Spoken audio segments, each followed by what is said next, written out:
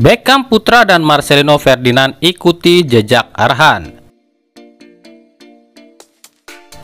Sponsor baru Persib. Prediksi Persebaya versus Arema.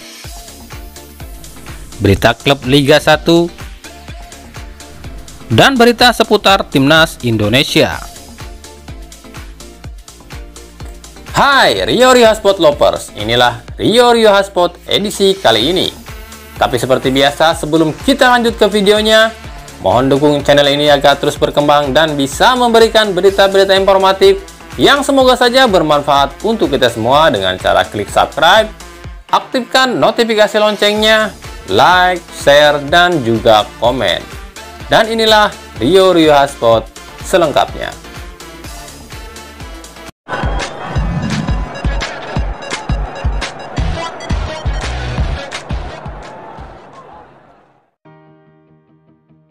Penampilan apik dua bintang muda tanah air yakni Beckham Putra dari Persib dan Marcelino Ferdinand dari Persebaya membuat masa depan dua bintang muda ini cerah. Sejumlah klub mulai melirik para pemain ini. Bahkan klub luar negeri pun dikabarkan tertarik pada dua pemain ini.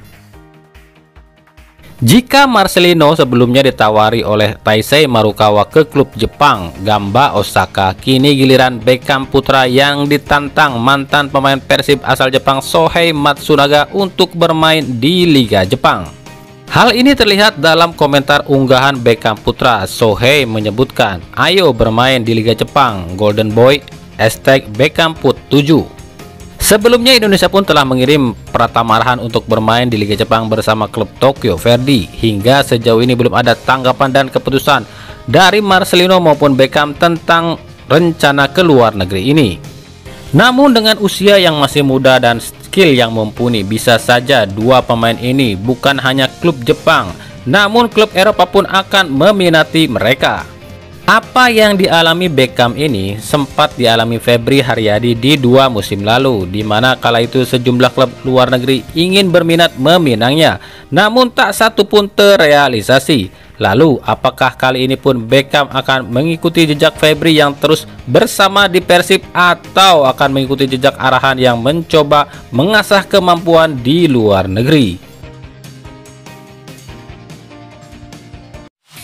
Sementara itu, Persib kembali dapatkan sponsor baru. Sponsor itu adalah sebuah platform game, Liberty Gaming Guild atau LGG.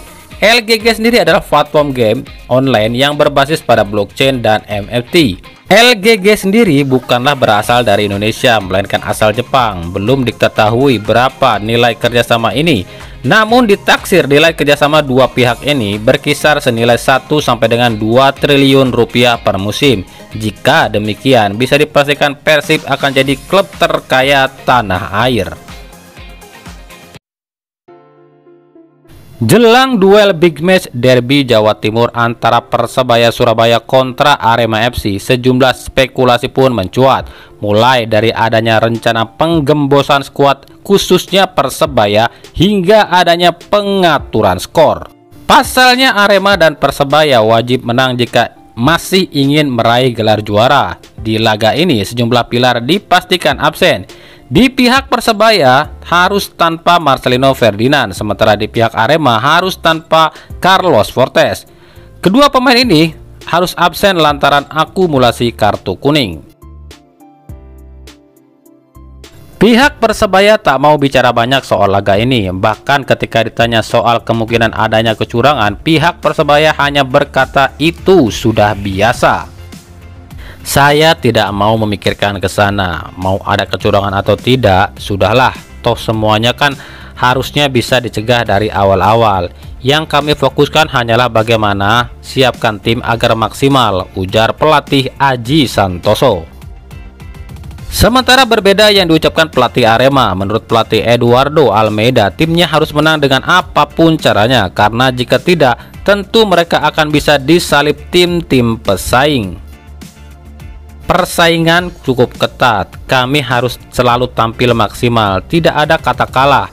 Kami harus menang apapun kondisinya, siapapun lawannya. Persebaya tim bagus, tapi kami yakin kami akan bisa mengalahkannya, ujar Eduardo Almeida. Dari Persela Lamongan, kekalahan 4-2 atas Barito membuat tim Persela semakin sulit untuk keluar dari zona degradasi. Khusus di pertandingan terakhir kontra Barito, pelatih Jafri Sastra menyatakan sangat kecewa pada beberapa keputusan kontroversial wasit, terutama soal handsball pemain Barito di menit ke-44. Dalam tayangan ulang jelas terlihat bahwa bola menyentuh pemain bertahan Barito Putra, namun wasit tak menggubrisnya. Pihak Persela mengaku jika timnya seperti dipaksa untuk turun kasta dan digantikan oleh tim-tim yang kuat uang untuk bisa naik ke Liga 1. Dengan begitu, pundi-pundi uang PSSI dan PT LIB pun akan semakin bertambah dibanding dengan tim-tim yang lemah uang di Liga 1. Ya, tepatnya Persipura, Persela, Barito, dan Persiraja. Banyak yang mengatakan ini sudah disetting agar tim-tim lemah uang atau tim-tim yang tak mampu beri upeti pada federasi harus tersingkir dan digantikan dengan tim-tim yang kaya raya yang mampu untuk sering-sering kasih upeti pada federasi. Seperti diketahui, Persela, Persipura, dan Persiraja memang kesulitan finansial di musim ini. Jadi jangankan untuk memberi upeti pada federasi, untuk membayar gaji pemain dan biaya operasional saja tim-tim ini sudah kesulitan. Jauh berbeda dengan tim-tim yang akan promosi musim ini, di mana baik Rans, Persis, dan Dewa United adalah tim-tim sultan baru yang notabene berlimpah dana. Dengan demikian, pasti upeti pun akan lancar masuk ke kantong para petinggi sepak bola Indonesia. Dari Persik Kediri, kekalahan dramatis atas Persija Jakarta memang menyedihkan bagi pasukan Macan Putih. Namun pelatih Javier Roca menyebutkan sudah tak mau menyalahkan siapapun soal kekalahan ini. Menurutnya ini adalah kesalahan dirinya dan dirinya siap bertanggung jawab. Saya sudah tidak mau menyalahkan siapa-siapa soal kekalahan ini karena hampir 90 menit menguasai permainan, tapi justru kecolongan di menit-menit akhir. Hilangnya konsentrasilah yang membuat kami kalah. Ini kesalahan saya yang tak mampu memaksimalkan pergantian pemain. Jika saya harus disalahkan, saya siap, ujar Javier Roca. Jarang loh ada pelatih yang mau disalahkan atas kekalahan timnya. Salut deh buat bapak yang satu ini, jiwa sportsmanshipnya sangat tinggi. Berbeda dengan pelatih Madura United, usai kekalahan dari Arema, pelatih Fabio Lefundes mengatakan timnya tak pantas kalah dari Arema.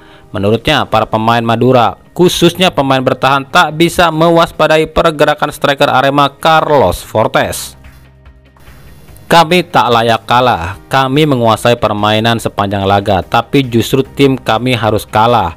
Pemain kami lengah, tak bisa waspadai striker Arema. Sangat-sangat kecewa, ujar Fabio Lefundes.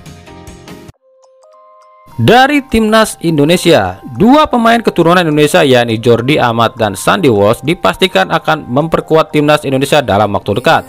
Pasalnya, kedua pemain ini tengah menjalani proses naturalisasi. Sementara untuk Kevin Dix, kabarnya batal dinaturalisasi. Padahal Dix sudah setuju dinaturalisasi, namun lantaran orang tua Kevin tak setuju dengan naturalisasi ini, maka Kevin Dix pun batal dinaturalisasi.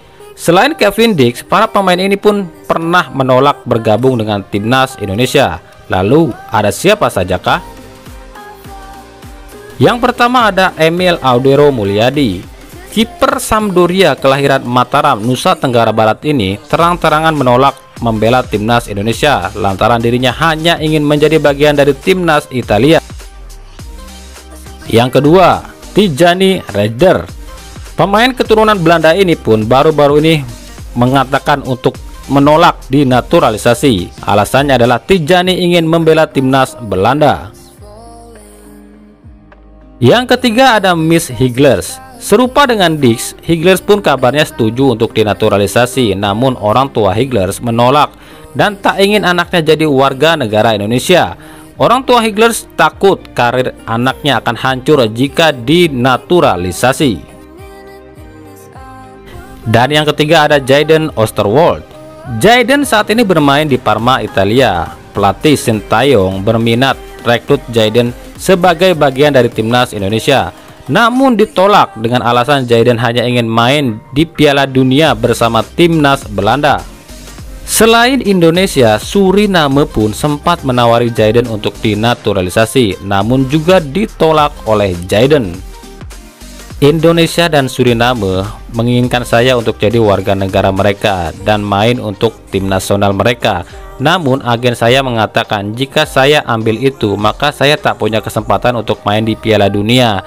Jadi saya putuskan untuk tunggu panggilan timnas Belanda saja, ujar Jayden. Nah, itulah tadi Rio Sport edisi kali ini.